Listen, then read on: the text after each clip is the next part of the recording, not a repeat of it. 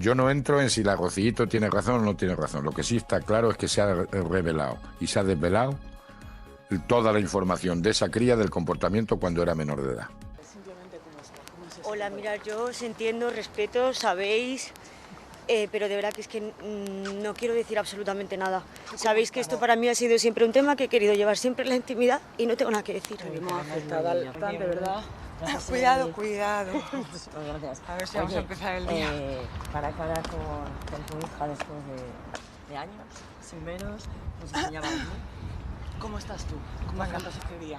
Chicos, gracias. Vienes en calidad de testigo, ¿verdad, Rocío? Gracias. Hasta luego. Venga. Pero un tema que he querido llevar siempre en la intimidad y no tengo nada que decir. Vivimos afectada al... Cosa que no tengo clara en absoluto, vamos, que lo tengo muy claro. Yo no sé cómo la Fiscalía General del Estado o incluso la misma niña no se ha puesto una denuncia contra la madre porque está violando su intimidad. Nosotros no podemos dar información de cualquier chaval de forma que se pueda identificar las circunstancias que han tenido siendo como menor. Yo puedo hablar de casos que he tenido, pero nunca puedo identificar que se pueda concretar al chaval del que me estoy refiriendo. Entonces, es una violación de la intimidad de esa niña. Lo que los menores hacen no genera antecedentes penales. Y es una cuestión que atenta contra su intimidad y su propia imagen. Yo no entro en si la Rocío tiene razón o no tiene razón. Lo que sí está claro es que se ha revelado y se ha desvelado toda la información de esa cría del comportamiento cuando era menor de edad. Y eso debe de quedar en los juzgados de menores. Lo que está ocurriendo con el juicio de Rocío Flores contra la productora de Telecinco es tan serio que puede marcar un antes y un después en la forma de hacer televisión en España. Imagínese la escena, la joven Rocío, con apenas 24 años, entre los juzgados de la Audiencia Provincial de Madrid flanqueada por su abogado, la mirada firme y el gesto tenso. A pocos metros, los fotógrafos disparan sin piedad mientras ella evita las lentes. Al fondo, en la puerta lateral, se cuela también su madre, Rocío Carrasco, acompañada del equipo legal de la Fábrica de la Tele, la empresa que produjo aquel documental donde, a juicio de la hija, se violó su intimidad cuando era menor. Durante años se habló del expediente de la chiquilla, se mostraron partes médicos, informes policiales y detalles de su adolescencia más oscura, todo ello en prime time, entre anuncios de detergentes y tertulias que rascaban audiencia a base de lágrimas familiares. Ahora la hija se ha plantado y exige 1 millón de euros de indemnización, una cifra que puede parecer enorme pero que, según su letrado, representa apenas un pellizco comparado con los beneficios que obtuvo la cadena al exhibir sus traumas. El punto clave del proceso es sencillo de entender. La Ley Orgánica de Protección Jurídica del Menor prohíbe difundir datos que permitan identificar a un menor en circunstancias delicadas. Es decir, aunque la madre o el padre firme un permiso, hay un límite que no se puede traspasar. Lo explica con absoluta claridad el juez de menores Emilio Calatayud, un magistrado que se hizo famoso en los años 90 por sentenciar a chavales problemáticos a estudiar, plantar árboles o sacar buenas notas. Calatayud ha declarado que ni la madre ni el padre pueden autorizar a romper la intimidad de un hijo. Es un derecho fundamental del menor. Si se viola, la Fiscalía debería intervenir de oficio. Esta frase, que muchos medios han reproducido palabra por palabra, resuena como un martillazo. Porque significa que, por encima de la tele, de los contratos y de los sentimientos de la madre, hay un techo legal infranqueable. Si se demuestra que la productora divulgó documentos de la menor con ánimo de lucro, el juez podría imponer no solo la indemnización que pide Rocío Flores, sino además una multa ejemplar que salpique las cuentas de Mediaset. Mientras tanto, Telecinco vive una guerra interna de proporciones bíblicas. Por un lado está Ana Rosa Quintana, que tras la cancelación de Sálvame se ha quedado con las tardes gracias a su programa Tardear y Presume, con cierta elegancia al principio y con indirectas punzantes después, de respetar la ley y la infancia. Por el otro, se encuentran los veteranos de la llamada Fábrica del Grito, Jorge Javier Vázquez, en baja médica y silencio estratégico, Carlota Corredera, que defiende a Rocío Carrasco desde el primer día, y buena parte del equipo que produjo el documental. La tensión se palpa en los pasillos de Fuencarral. Se habla de directivos nerviosos, de correos internos, de un misterioso pendrive verde donde estarían los mensajes que prueban quien ordenó mostrar los informes de Rocío adolescente sin el visto bueno de un juzgado de menores. Si ese pendrive aparece en sala y confirma la imputación directa de la productora, la factura podría alcanzar cifras que a usted y a mí se nos escapan: pérdidas millonarias, contratos rescindidos y un precedente que obligaría a revisar cualquier reality o documental donde aparezcan menores. Pero volvamos a nuestra protagonista. La demanda de Rocío Flores no solo reclama dinero. Pide que se retiren de todas las plataformas de Mediaset, incluida Mi Tele Plus, que cobra cuota, los fragmentos donde se exponen sus informes de salud y sus supuestas agresiones siendo menor. Esto, en la práctica, implica remontar la serie entera, cortar segmentos, sustituir horas de contenido y devolver parte de los ingresos publicitarios. Por eso, la defensa de la fábrica de la tele se agarra a un argumento. Dicen que Rocío Carrasco, como tutora legal, firmó la cesión de derechos y que la hija sabía perfectamente lo que se iba a emitir. El juez Calatayud zanja ese punto con la ley en la mano. Un menor no puede renunciar a su intimidad, ni aunque lo consienta, ni aunque lo consienta su madre. Simple y claro. Para usted, que lleva toda la vida viendo la tele, quizá esto suene lógico. Pero imagínese la cara de los ejecutivos cuando escuchan semejante sentencia. Es como si un juez les dijera que tendrán que devolver el dinero de todos los programas donde un menor contó sus penas al público. Y por si fuera poco, la Fiscalía podría abrir diligencias penales. Es decir, no solo pagar, sino responder ante un tribunal por vulnerar derechos fundamentales. Por eso, en los corrillos de Telecinco se cuchichea que algunos productores están sacando calculadora y otros ya hablan de trasladar la responsabilidad a los presentadores. Los pasillos arden. Señora, usted recordará aquellas tardes de Sálvame, cuando Rocío Carrasco relataba, entre lágrimas, episodios terribles y se iban sacando carpetas de colores como si fueran cromos. Muchos telespectadores se enganchaban, otros cambiaban de canal, hartos del drama. Hoy, quienes se quedaron mirando atónitos se preguntan si fueron partícipes, sin saberlo, de una vulneración de derechos infantiles. Esa es la pregunta que el juez va a responder dentro de unos meses. Y si la respuesta es sí, caerá una condena que dará la vuelta a la televisión como un calcetín. Usted, que tal vez tenga nietos, reflexione. Si mañana una cadena decidiera enseñar las notas de su nieta, su historial médico o los partes psicológicos, ¿permitiría que lo vieran millones de personas por la noche? Esa es la situación que denuncia Rocío Flores, que su adolescencia fue puesta en bandeja de plata y exprimida para subir audiencia. Por eso exige justicia y, de paso, pone contra las cuerdas a su propia madre, que podría tener que declarar que aquella autorización no valía ni el papel en que se firmó. Y mientras, el público espera, como quien asiste a un partido de tenis, para ver en qué lado de la red cae la última pelota. Así comienza esta historia, con una hija que al fin alza la voz, un juez que le da la razón en los preliminares y una cadena que se juega su reputación y su caja registradora. Quédese conmigo, porque te explicaré con detalle cómo se filtraron los informes, cuánto dinero real se ganó con ese documental y por qué hay directores temblando ante la posibilidad de tener que borrar horas enteras de contenido. Créame, lo que viene ahora puede poner patas arriba medio siglo de programas de corazón. Cuando los abogados de Rocío Flores abrieron la primera carpeta de pruebas ante el magistrado, la sala quedó en un silencio tan denso que se habría podido cortar con un cuchillo. Dentro había copias certificadas de correos electrónicos, hojas de ruta de producción y, sobre todo, un listado con las personas que recibieron los informes médicos de la menor meses antes de que el famoso documental viera la luz. Entre los destinatarios aparecían redactores, realizadores, un ejecutivo de publicidad y un par de directivos de la cadena. Aquello demostraba que los datos de la chiquilla circularon como un folleto de supermercado. El juez deslizó la mirada por encima de las gafas y preguntó, con voz baja, quién había dado la orden directa de incluir esos papeles en el guión. No hubo respuesta inmediata. Según testigos presenciales, el abogado de la productora consultó su reloj, carraspeó y pidió un receso. Fue el primer indicio de que la defensa no tenía una coartada sólida. A partir de ahí empezó el desfile de testificaciones. Una guionista junior confesó que recibió los expedientes en una carpeta llamada material sensible y que le advirtieron, palabras textuales, de que aquello subiría la curva de audiencia a la estratosfera. Ella reconoció que nunca vio un permiso judicial ni la firma de nadie que pudiera garantizar la legalidad de la difusión. Solo sabía que los documentos debían aparecer en pantalla en el episodio 3, exactamente después de un corte publicitario, para que el impacto coincidiera con el bloque más caro de anuncios.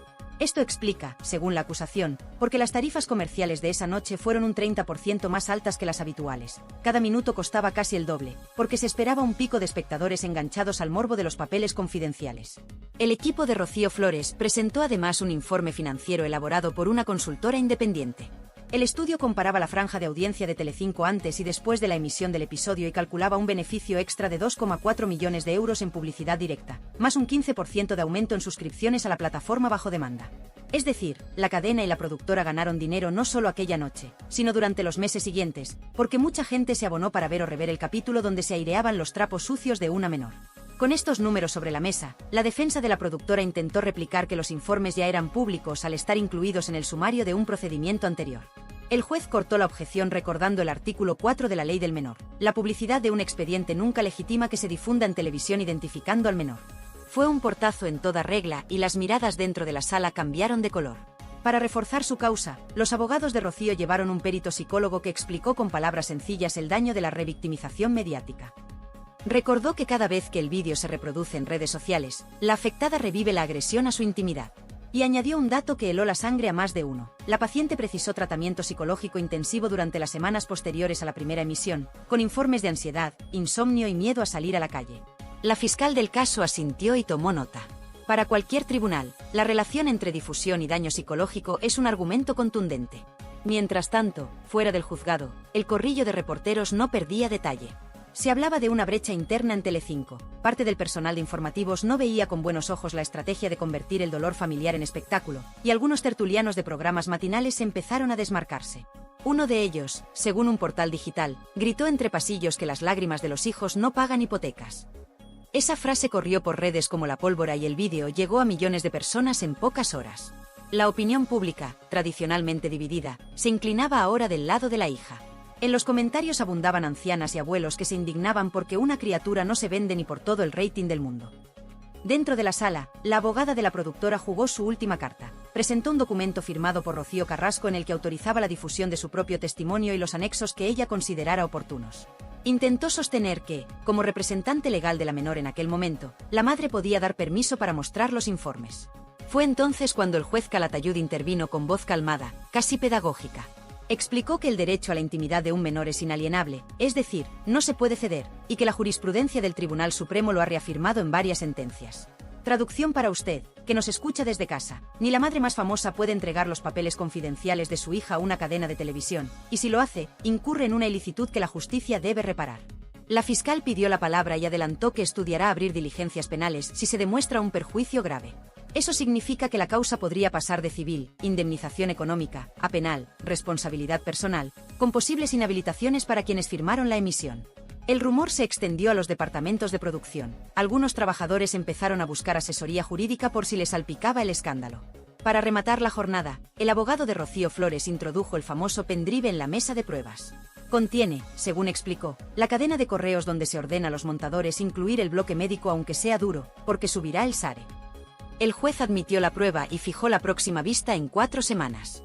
La noticia reventó los noticiarios de tarde y enseguida se formaron tertulias improvisadas en los programas de Ana Rosa y Sonsoles Onega.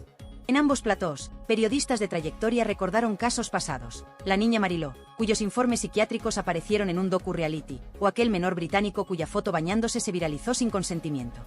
Con un matiz, ninguno de aquellos casos llegó a juicio con tanto eco mediático ni con la posibilidad real de condena millonaria. A estas alturas, el público mayor que nos sigue desde hace años está empezando a ver la televisión con otros ojos. Si gana Rocío Flores, cualquier madre o padre que exponga la salud de un hijo menor para engordar audiencias se lo pensará 2 veces. Y las cadenas, por supuesto, medirán con lupa cada documento que muestren. A muchos les parece de justicia. A otros, una amenaza a la libertad de información. Sea como sea, queda claro que el negocio de airear intimidades juveniles está contra las cuerdas. El juez tendrá la última palabra, pero hoy hemos entendido cómo se filtraron los informes, quién se benefició económicamente y por qué la balanza se inclina cada vez más hacia la hija que un día lloró detrás de las cámaras, mientras su vida privada ocupaba titulares. Queda mucha tela que cortar. La próxima jornada procesal promete resolver si el pendrive es auténtico, si la productora pudo evitar el daño y si la fiscalía actuará de oficio. Lo que está en juego no es solo una indemnización millonaria, sino el derecho fundamental de cualquier menor a que su historia clínica y sus conflictos familiares no se vendan como si fueran simples tramas de telenovela. Ahora, señora, usted tiene la información. Saque sus propias conclusiones y pregúntese, ¿vale todo por la audiencia? El eco del primer día de juicio todavía retumbaba cuando, a la mañana siguiente, los pasillos de Mediaset amanecieron con un silencio raro, de esos silencios que no son falta de ruido sino exceso de cautela. La tensión se notaba incluso en el bar de la esquina, donde la camarera advirtió que los tertulianos pedían el café con voz más baja de lo habitual, como si temieran que las paredes pudieran grabar sus comentarios. El motivo de aquella prudencia era sencillo, la aparición del pendrive verde y la confirmación, por parte del juez Emilio Calatayud, de que la fiscalía se estaba planteando intervenir de oficio. Aquella posibilidad convertía un pleito civil, que ya de por sí podía costar a la productora 1 millón de euros, en un procedimiento con consecuencias penales para quienes firmaron las escaletas del documental. Por primera vez desde que Rocío Carrasco pronunciara aquel "yo, si te creo", la balanza mediática se inclinaba con fuerza a favor de la hija, y las tertulias que durante años alimentaron su dolor ahora medían cada palabra para no agravar la herida. Esa misma mañana, las bolsas de estudios de mercado empezaron a mover informes internos. Un analista calculó que, si la condena obligaba a retirar del catálogo digital todos los episodios donde aparecían los informes de la menor, la plataforma bajo demanda perdería unos 7 puntos de visualización mensual, algo así como 150.000 euros de ingresos directos al mes. Esa cifra, traducida a la temporada completa, supondría cerca de 2 millones al año, sin contar la caída de reputación que podría afectar a contratos publicitarios a medio plazo. Para el gran público esas cantidades resultan mareantes, pero para la cadena son aún más preocupantes porque se suman a la indemnización reclamada y a los costes de abogados. De pronto, aquel momento televisivo que subió la audiencia casi un 30% podría transformarse en un agujero económico difícil de tapar. Por su parte, Rocío Flores permanecía ajena a las especulaciones financieras.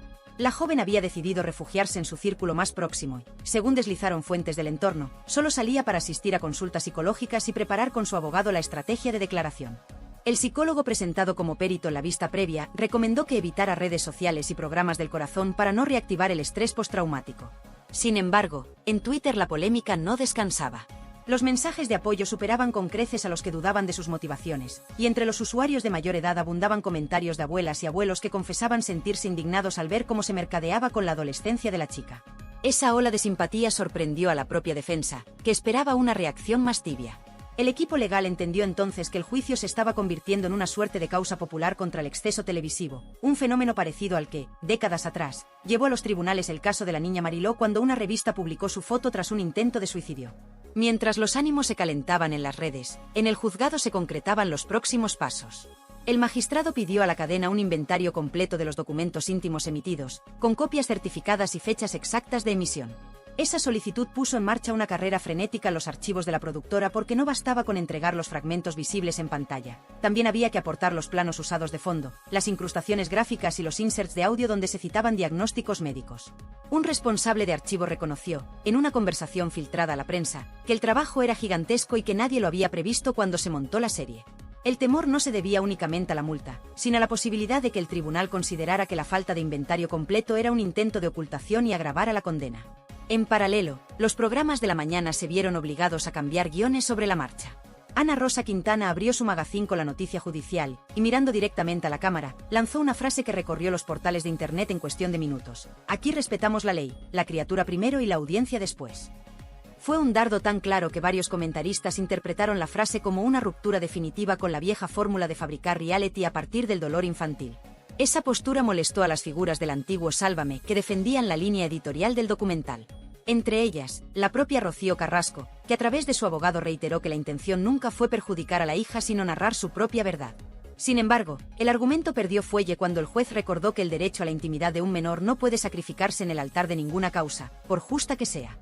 La frase del magistrado, sencilla y lapidaria, resonó fuera del juzgado con fuerza de sentencia moral. El interés de la madre no prevalece sobre la dignidad de la hija. Lentamente, la opinión pública fue asimilando esa idea. Ya no se trataba de decidir quién mentía o quién decía la verdad en el seno de aquella familia rota, sino de reconocer que había límites que no podían cruzarse. Entre el público mayor, especialmente mujeres que habían criado hijos y ahora cuidaban nietos, la simpatía hacia Rocío Flores crecía a la velocidad con la que se comparten los vídeos de recetas en los grupos de WhatsApp. Algunas escribieron cartas a periódicos locales donde aseguraban comprender los errores de juventud de la chica y reprochaban a la televisión que los exhibiera para aumentar la cuota publicitaria. Un semanario de amplio tiraje entre jubilados dedicó su editorial a preguntar si las lágrimas adolescentes deben cotizar en bolsa. La pregunta, retórica, reflejaba el clamor de una generación que acepta el cotilleo pero no la explotación de la infancia. Dentro de la cadena, los ejecutivos empezaron a preparar un plan de contingencia. Se barajó emitir un comunicado pidiendo disculpas públicas en caso de condena, algo inédito en la historia reciente de la televisión del corazón. También se estudió un posible acuerdo extrajudicial para detener la sangría reputacional, pero los abogados de Rocío Flores, alentados por la dirección de la Fiscalía, no parecían dispuestos a rebajar el pulso. Consideraban que la disculpa solo tendría valor si iba acompañada de una reparación económica y de la retirada inmediata de los vídeos.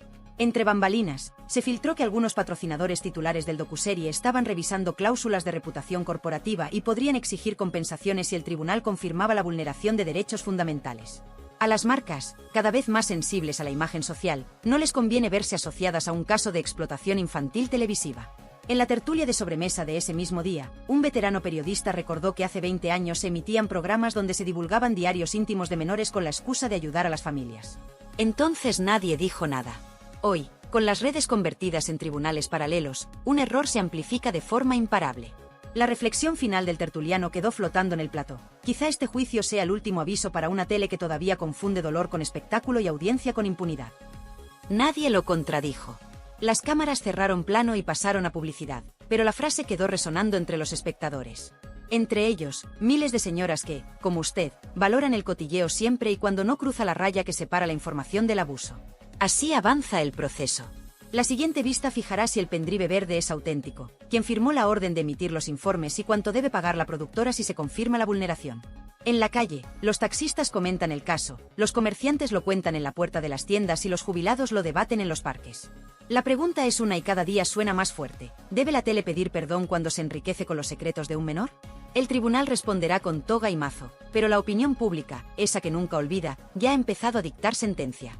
La semana siguiente, cuando Rocío Carrasco salió de su portal rumbo a Telecinco para grabar una defensa de urgencia, descubrió que los tiempos habían cambiado. No había aplausos, ni vítores, ni pancartas de apoyo. Solo unos pocos curiosos, algunos cámaras y un par de vecinos que, sin ánimo de esconderse, cuchicheaban que ahora la víctima es la niña y no la madre. Ese cambio de clima era un termómetro perfecto de la tormenta que se había desatado en la opinión pública. Porque, mientras el juicio avanza, la balanza mediática se inclina día a día a favor de Rocío Flores. Y eso, señora, no es casualidad, es la consecuencia de ver, en directo, cómo una madre intenta justificar que la intimidad de su hija menor fuese material de prime time. Los datos de audiencias lo dejan claro. Cada vez que un programa recoge las palabras del juez Emilio Calatayud o los argumentos del abogado de Rocío Flores, las curvas suben. Y cada vez que Rocío Carrasco intenta explicar que ella tenía derecho a contar su verdad completa, el interés baja. El espectador, sobre todo el que ha criado hijos, no admite que se comercie con informes médicos y partes policiales de un chiquillo, por mucho dolor que haya de fondo. Y eso lo saben los directores de contenidos, que empiezan a retirar la defensa cerrada a Carrasco y a hablar de errores cometidos en un contexto emocional. Una forma elegante de decir, nos pasamos de la raya y ahora nos toca recular. Para colmo de Rocío Carrasco, han aparecido antiguos colaboradores que en su día la defendieron a capa y espada y que ahora confiesan, entre susurros, que no sabían la gravedad legal de aquel episodio. Uno de ellos, técnico de sonido, ha filtrado fragmentos de reunión donde se escuchan frases como esto impacta seguro o aunque sea menor, la audiencia se va a disparar.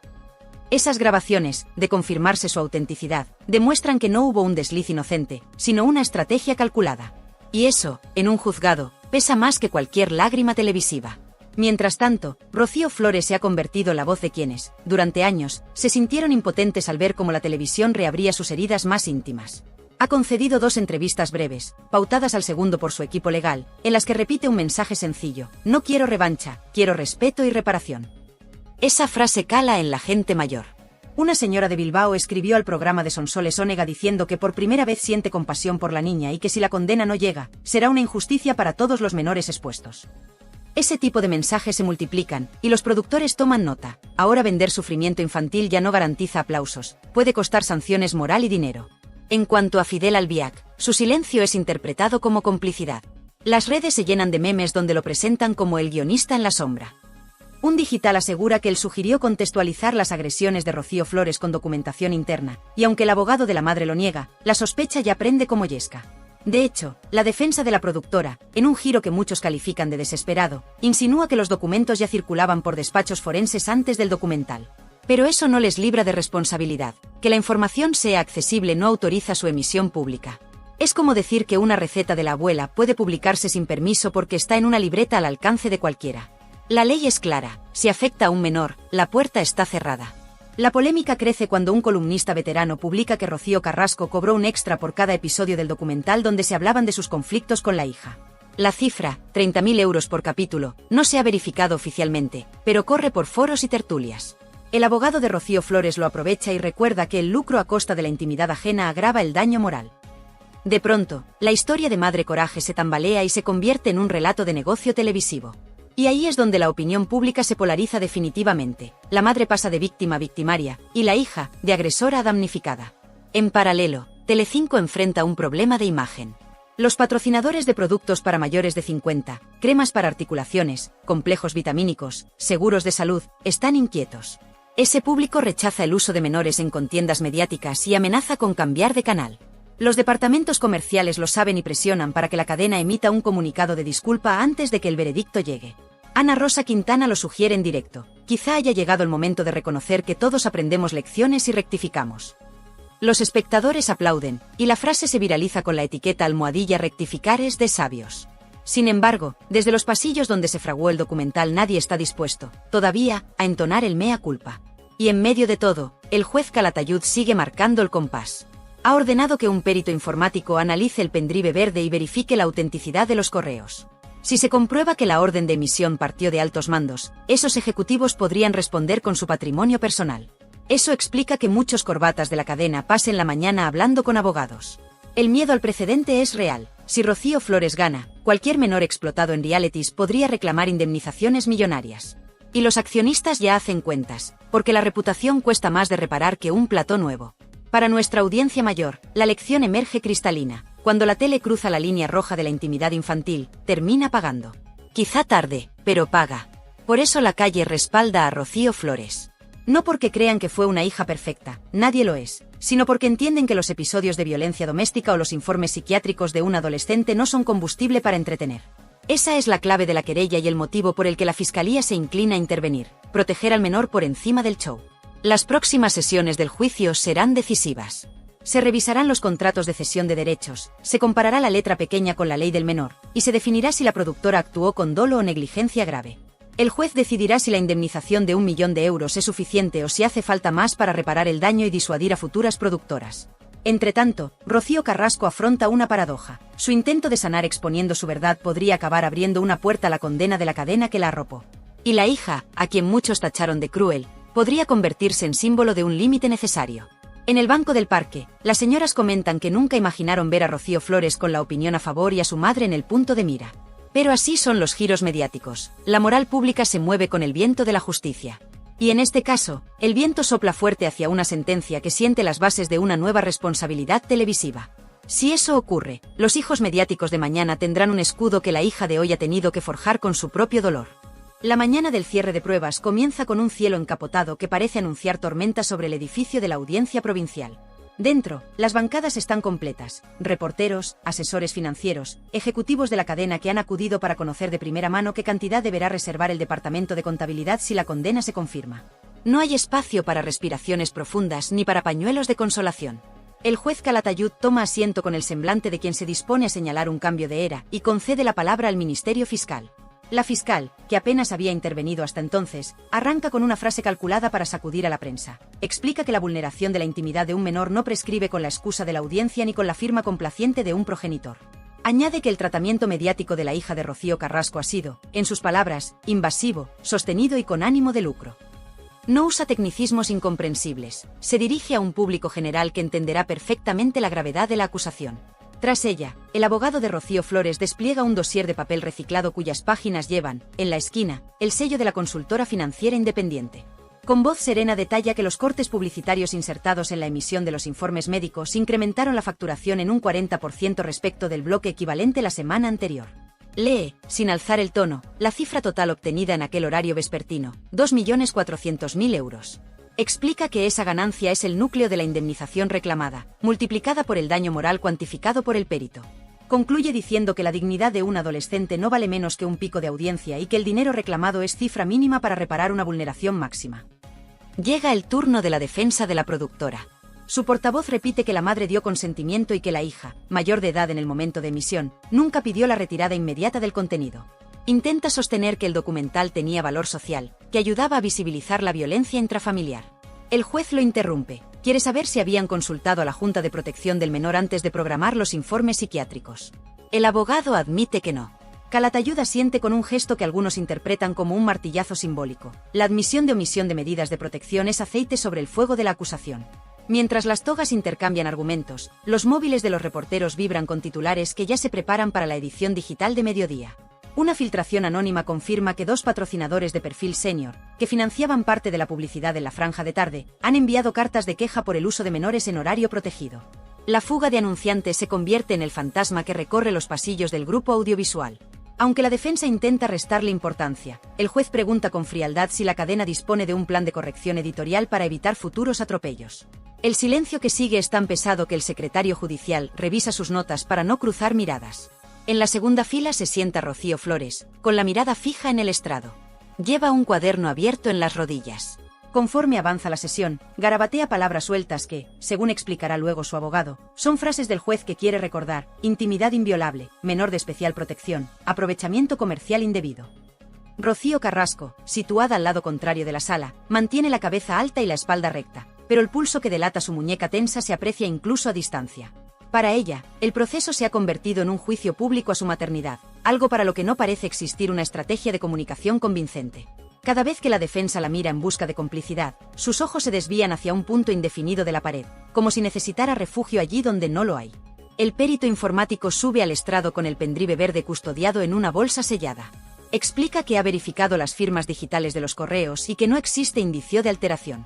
Lee en voz alta un mensaje clave: estos informes de la menor subirán la curva, incluidlos tras la pausa de las 22:40. Es la prueba de intención que la acusación esperaba. Nadie discute su autenticidad. El ambiente se hiela, porque ya no se trata de un posible error de juicio, se trata de estrategia comercial calculada con reloj y tabla de porcentajes. El juez anota, la fiscal asiente y algunos directivos de Telecinco bajan la cabeza. A media mañana, el magistrado declara visto para sentencia el bloque de pruebas. No fija fecha, pero sugiere que el fallo será rápido por la gravedad de los hechos y la urgencia social. En la puerta del juzgado, las cámaras captan a Rocío Flores saliendo entre apretones de periodistas. No dice nada, solo repite el gesto que ha aprendido estos días: apretar los labios, mirarlos de frente y avanzar sin pronunciar una sílaba que pueda ser titulada fuera de contexto. Su abogado, en cambio, habla poco pero dispara certezas. La ley protege a los menores, el tribunal lo ha entendido y la productora deberá asumir responsabilidades. Dentro de la cadena, circula ya un correo que ordena revisar cualquier contenido donde aparezcan menores, un reconocimiento tácito de que la vía del todo vale ha quedado cerrada. Mientras tanto, la opinión pública termina de tomar partido. Programas matinales, tertulias vespertinas e incluso debates de radio veterana se posicionan. La mayoría afirma que la chica tiene razón. Los paneles de audiencia reflejan que el público mayoritario, especialmente el de más de 60 años, cambia de canal cuando se justifica la exposición de menores y se queda cuando se condena. Las curvas demográficas muestran un castigo claro a la productora y un respaldo a Rocío Flores. Los anunciantes siguen esa tendencia y algunos directivos empiezan a sopesar cambios drásticos en la programación, temerosos de que la sentencia arrastre demandas en cadena. Cuando el reloj del juzgado marca las 2 de la tarde, la jornada concluye. Pero fuera, en las redes y en las redacciones, la marea de titulares ya se mueve. La palabra más repetida es precedente. Si el veredicto da la razón a la hija, la década dorada del docudrama basado en traumas familiares habrá llegado a su fin. Si dicta lo contrario, el mensaje a la sociedad será que la infancia puede convertirse en moneda televisiva sin castigo. Nadie en la puerta se atreve a apostar públicamente en voz alta, pero las miradas, las reacciones en directo y los informes filtrados revelan una certeza: esta batalla ya no se libra solo por 1 millón de euros, sino por la autoridad moral sobre los límites del espectáculo. Queda esperar la sentencia, pero el cambio de paradigma empieza a sentirse como un temblor que sacude los cimientos de la televisión de sobremesa, esa que tantas tardes acompañó a los mayores, pero que hoy aprende que incluso el chisme tiene límites cuando afecta la dignidad de un menor. Ahora que el juicio ha destapado por completo las costuras del caso, las voces del público retumban con más fuerza que nunca. La Carrasco es un verdugo, todo mi apoyo a Rocío Flores, dice Aurora con casi un centenar de pulgares arriba. Francisca lo remata en pocas palabras: justicia para Rocío Flores, y su mensaje rebasa los 100 corazoncitos. No son comentarios aislados, son un clamor que se repite como un martillo, mensaje tras mensaje, día tras día. María Magdalena va aún más allá y sentencia sin rodeos: la Carrasco se merece estar en la cárcel. Y el aplauso virtual supera muchos titulares de los grandes periódicos. Ese respaldo masivo se entiende fácil. La gente mayor, la que vivió la televisión cuando todavía era en blanco y negro, no tolera que se hagan audiencias a costa del sufrimiento de una hija. Y si alguien aún duda, ahí está la intervención del juez Emilio Calatayud, que ha puesto voz legal a lo que millones piensan en sus casas. Rafi lo resume mejor que cualquier editorial: todo mi apoyo a Rocío Flores, ole por el juez. 68 apoyos en un solo comentario, y subiendo. La aritmética del sentimiento popular no engaña. En los corrillos de barrio, se repite la misma idea: una madre no es la que pare, es la que protege. Ese es el mantra que corre por los grupos de WhatsApp de abuelas y tías. Cher lo escribió tal cual y ya suma más de 20 adhesiones. Porque el argumento que Rocío Carrasco repite, yo tenía derecho a contar mi verdad, se viene abajo en cuanto el juez recuerda que la intimidad de un menor es inviolable, le pese a quien le pese. En la calle hay indignación, pero también agradecimiento hacia la hija. Adriana lo expresa con ternura: Rocío Flores ha demostrado ser una buenísima persona por no haber denunciado antes a su madre. 92, me gusta, avalan esa opinión, y un buen puñado de respuestas insisten: Rocío ha tenido paciencia de santa. Y la pregunta flota: ¿Por qué la Fiscalía tardó tanto en actuar? Este país es un mojón y así nos va, escribe Ana, y 35 usuarios le dan la razón con un clic. Ni los tertulianos más afilados podían haberlo dicho con tanta contundencia. Mientras tanto, Alba Carrillo se lleva su propio recado. María José confiesa que no la soporta, y más de 60 personas aplauden. Gloria la llama impresentable, Cari la tilda de insoportable y Manoli confiesa que vomita solo de oírla. No es un ataque gratuito, es la reacción de un público que percibe el oportunismo de quienes alimentaron el circo mediático. Si la cadena creía que podía seguir usando esos rostros para controlar la narrativa, los comentarios prueban que el espectador ha abierto los ojos. Y cuando hablamos de castigo moral, la palabra karma se vuelve recurrente. Natividad vaticina que a Rocío Carrasco le llegará el karma, y 27 pulgares acompañan su profecía. Teresa no se queda corta, la mala madre al banquillo. 103 reacciones demuestran que la mayoría quiere una condena ejemplar, y de paso, un aviso a navegantes para futuras productoras. Señora, si a estas alturas comparte usted esa indignación, hágase oír. Déjenos su comentario con el hashtag #Justicia para Rocío Flores y cuéntenos qué debería pasar con la madre que, según muchos, vendió la intimidad de su propia hija. ¿Cree usted que la cárcel es castigo suficiente? ¿O bastaría con retirar el documental y pagar una indemnización millonaria? Sus palabras, sumadas a miles de voces, marcan el pulso que las televisiones ya no pueden ignorar. Y si todavía no lo ha hecho, pulse el botón de suscribirse. Aquí seguiremos cada paso de la sentencia, cada giro de guión, cada maniobra legal de última hora. Active también la campanita, porque en cuanto el juez Calatayud dicte veredicto, seremos los primeros en contárselo, sin maquillaje y sin mordaza. Además, comparta este vídeo con ese amigo, o esa vecina curiosa, que aún defiende la versión de Rocío Carrasco. Que escuche la voz del pueblo, un pueblo que en su mayoría corea lo mismo que Teodosia, autora del mensaje más rotundo, justicia para la mala madre, al banquillo. Más de 100 personas le dan la razón, y ese respaldo crece minuto a minuto. Antes de cerrar, un último favor, deslícese hasta los comentarios y responda a esta pregunta sencilla. ¿Debe la televisión pagar por cada lágrima que provocó? Su respuesta ayudará a medir la temperatura social y, créame, los directivos de los grandes canales leen estos foros con más atención de la que imagina. Así que no se quede al margen. Participe, opine, suscríbase y, sobre todo, esté atenta. Porque el juicio entra en su recta final y la sentencia puede sentar un precedente que proteja a todos los menores expuestos a la luz impúdica del plató. Aquí estaremos para contarlo. Y usted, con su apoyo, hará que la verdad se oiga más alto que cualquier sare de audiencia. Cosa que no tengo clara en absoluto, vamos, que lo tengo muy claro. Yo no sé cómo la Fiscalía General del Estado o incluso la misma niña no se ha puesto una denuncia contra la madre porque está violando su intimidad. Nosotros no podemos dar información de cualquier chaval, de forma que se pueda identificar las circunstancias que han tenido siendo como menor. Yo puedo hablar de casos que he tenido, pero nunca puedo identificar que se pueda concretar al chaval del que me estoy refiriendo. Entonces, es una violación de la intimidad de esa niña. Lo que los menores hacen no genera antecedentes penales. Y es una cuestión que atenta contra su intimidad y su propia imagen. Yo no entro en si la Rocíito tiene razón o no tiene razón. Lo que sí está claro es que se ha revelado y se ha desvelado toda la información de esa cría del comportamiento cuando era menor de edad. Y eso debe de quedar en los juzgados de menores. Yo no entro en si la Rocíito tiene razón o no tiene razón. Lo que sí está claro es que se ha revelado y se ha desvelado toda la información de esa cría del comportamiento cuando era menor de edad.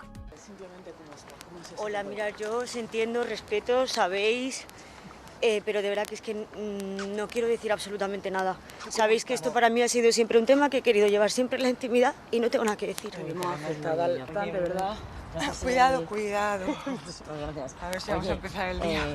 Cara a cara con tu hija después de años, sin veros, nos enseñaba bien. ¿Cómo estás tú? ¿Cómo afrontas este día? Chicos, gracias. Vienes en calidad de testigo, ¿verdad, Rocío? Gracias. Hasta luego. Venga. Pero un tema que he querido llevar siempre en la intimidad y no tengo nada que decir. Hemos afectado. Hola, buenas.